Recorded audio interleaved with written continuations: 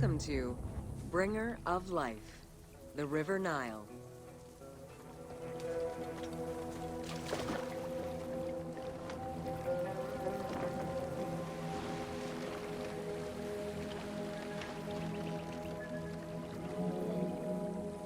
The ancient Egyptians called the dark fertile soil of the Nile the Black Lands, and the surrounding desert was referred to as the Red Lands.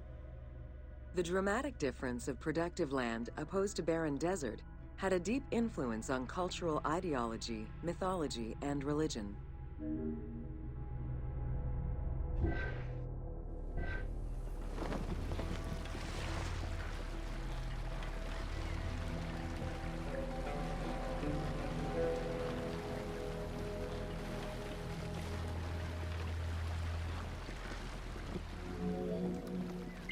The Nile determined much of Egyptian civilization.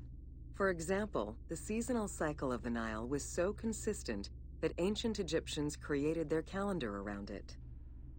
The flood season, or Akhet, was when the departing floodwaters left arable soil for crops.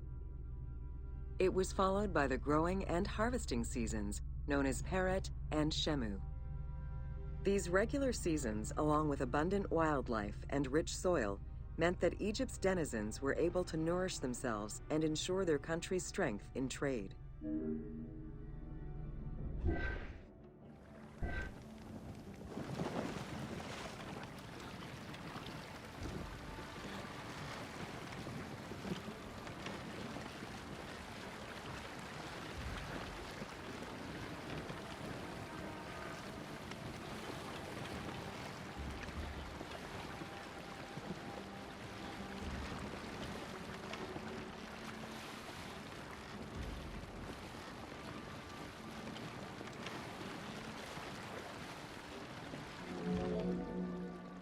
The River Nile, flowing from the south to the north, neatly traversed through both Upper and Lower Egypt.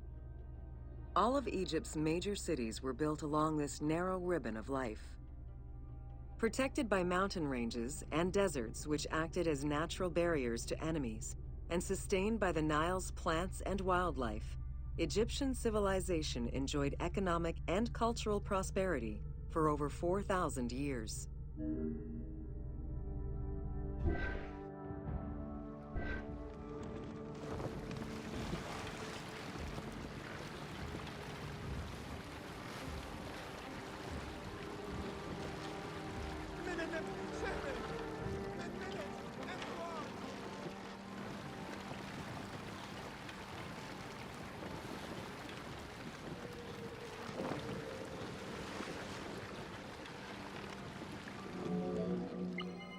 Both ancient Egyptians and ancient Greeks referred to the Nile as the river in their respective languages. Stretching a distance of over 6,700 kilometers, the Nile is one of the longest rivers in the world. It flows south to north, spanning 11 countries. The River Nile originates in the region of the Great Subequatorial Lakes, including one of the largest in the world, Lake Victoria near Tanzania.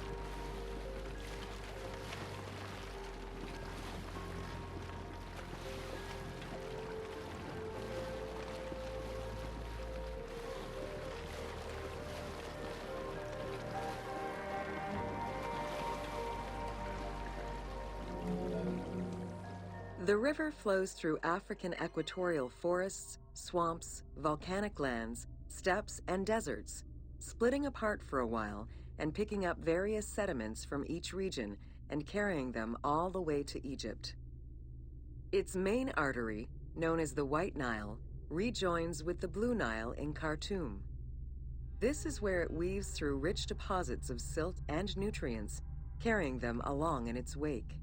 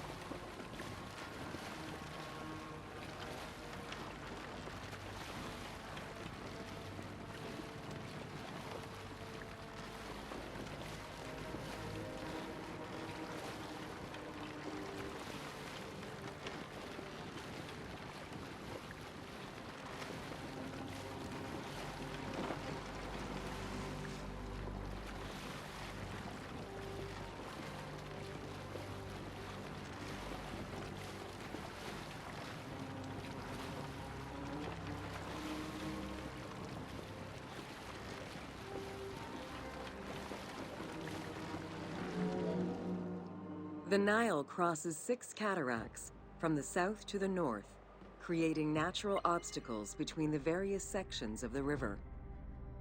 The cataracts are long zones of about 100 kilometers, where the bubbling and rapidly swirling waters advance tumultuously amid enormous heaps of rocks and benches of hard stone.